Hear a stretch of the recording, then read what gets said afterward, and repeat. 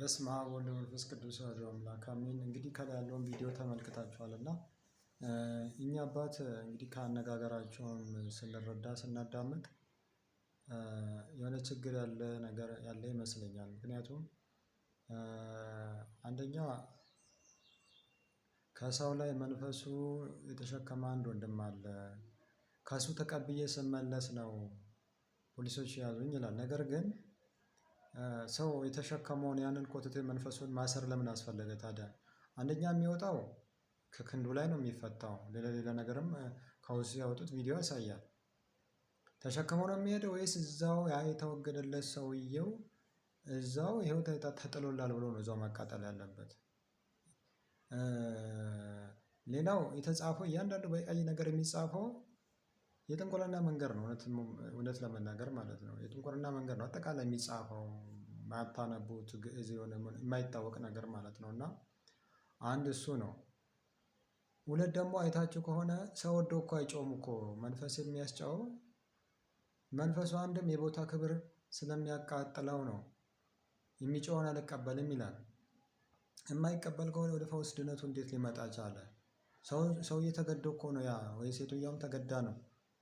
መንፈሱ ስጋዋን ለብሳ በስጋው አማካኝነት ትጮኻለች ማለት ነው፣ ወይ ደግሞ ይጮኻል ማለት ነው።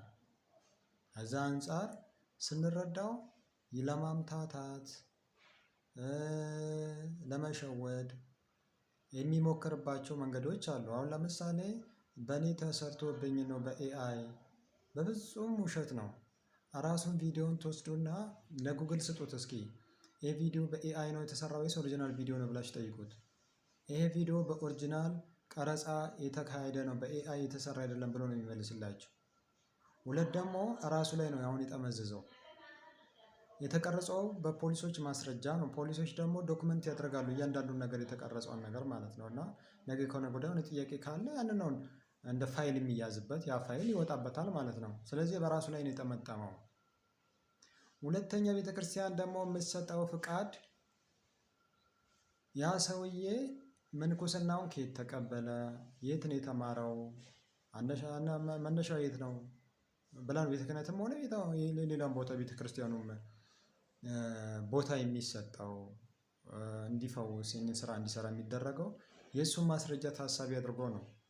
አሁን እሱ የምለው ንግድና ቀጠና ስለ ሃይማኖት ይመለከተዋል። ንግድና ቢሮ ሄጄ ነው ፍቃድ የተሰጠኝ የሚለው ይሄ ውሸት መሆኑ በዚህ አትረዱትም እናንተ ስታዳምጡት? ይሄ እኮ ንግድና ኢንዱስትሪ እኮ አይደለም እኮ እያካሄደ ያለው የነፍስ ድህነት፣ የነፍስ ፈውስ፣ የመንፈስ ቅዱስ ኃይል ስራ ነው የሚሰራው። ቤተ ክርስቲያን በንግድና ቀጠና ውስጥ ወይ በንግድ ውስጥ አትገባም።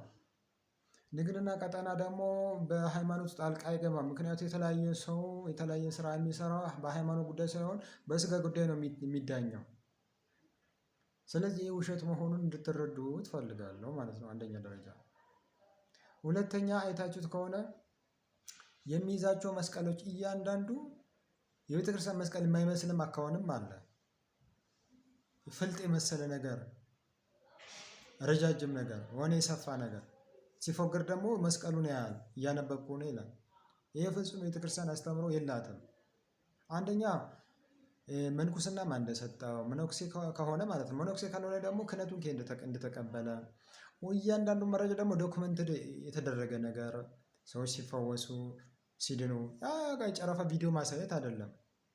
ጸሎት ሲካሄድ ሲታይ እያንዳንዱ ነገር ማሳየት ቢቻል ማለት ነው ያ ሰው ማንነቱን እውነተኝነቱን ሊያወጣለት ይችላል። ሆኖም ግን ፍጹም እውነቱ ነው ብዬ እኔ በግሌም አልቀበልም።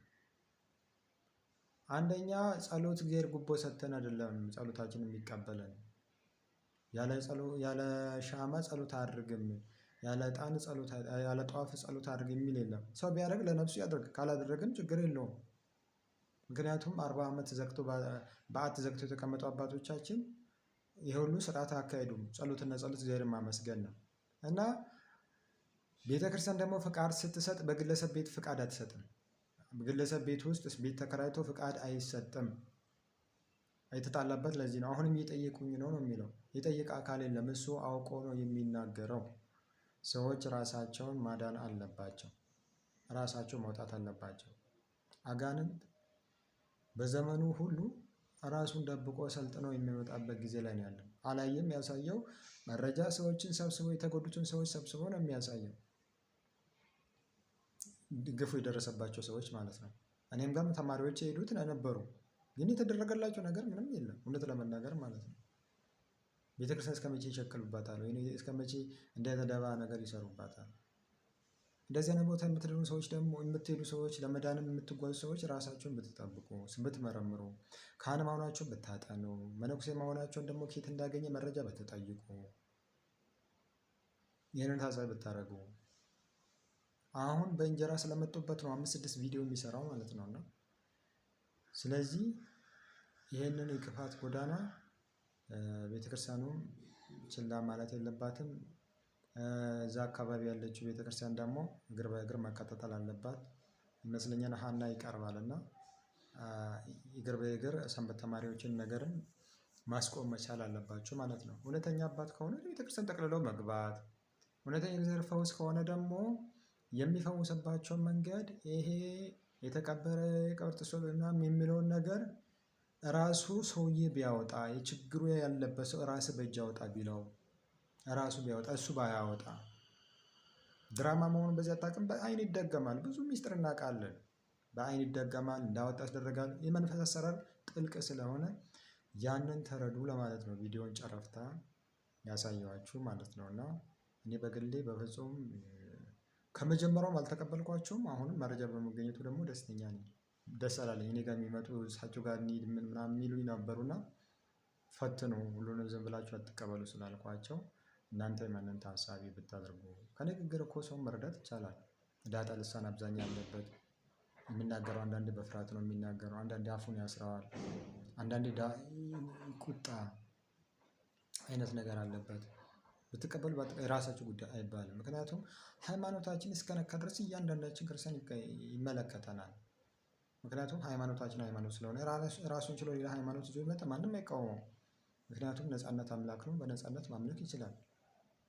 ኦርቶዶክስን ይዞ ስለመጣ ነው። ምክንያቱም እኛ በዛ ፕሮግራም ውስጥ እየሰራንበት ስላለ ማለት ነው። እና በረጅሙ አላየ እየሄድበት ነው። እንግዲህ የተለያየ ነገሮች ደግሞ ወደፊት እንሰማለን የሚል ተስፋ አለን ማለት ነው። እንግዲህ ቪዲዮ ከተለቀቀ ጀምሮ ወደ 4-3 ቪዲዮ ነው ሰውዬ እየሰራ ያለው ማለት ነው። እና ሌላው በራሱ ላይ እየጠመጠመ ያለው ምንድነው? መረጃ አላገኙብኝም፣ ይሄ አቀነባብሮብኝ ነው የሰሩት ካለ ራሱ ፖሊሶቹ ይጠይቁታል ማለት ነው። በኤአይ ነው ያለውን ነገር ማለት ነው። እና ራሱን መልሶ ራሱ ላይ ጠመጠመ ለማለት ነው። እስኪ ይቺን ብቻ ግንዛቤ ልስጣችሁ ብዬ ነው። ያልገባችሁ ነገር ካለ ደግሞ በውስጥ እያወራን እንልበታለን። የተጎዳችሁት እግዚአብሔር አይነ ልቦናችሁን ያብራላችሁ። ከዛ ምናምን የምታገኙ ደግሞ ሲንጨረጨራላችሁ፣ እናንተ ትንጨረጨራላችሁ። እግዚአብሔር ክፉዎችን ያጋልጣል። ሰላም ቆዩ።